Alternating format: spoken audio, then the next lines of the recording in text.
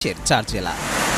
আগামী 24 ঘন্টার মধ্যে ময়মনসিংহ বিভাগের শেরপুর ও নেত্রকোনা জেলা এবং সিলেট বিভাগের সুনামগঞ্জ ও সিলেট জেলায় বন্যার শঙ্কা রয়েছে। ভারতের মেঘালয় ও আসামে টানা ভারী বর্ষণের পানি উজান থেকে নেমে আসছে।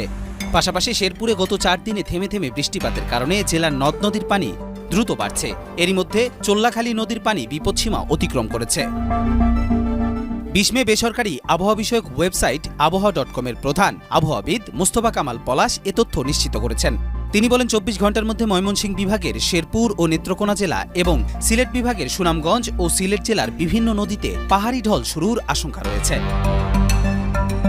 তিনি আরও বলেন, মঙ্গলবার থেকে বুধবার দুপুর 12টার মধ্যে রংপুর, ময়মনসিংহ ও সিলেট বিভাগের জেলাগুলোর ওপর দিয়ে একনাগাড়ে মাঝারি থেকে ভারী মানের বৃষ্টিপাত অতিক্রমের প্রবল আশঙ্কা রয়েছে।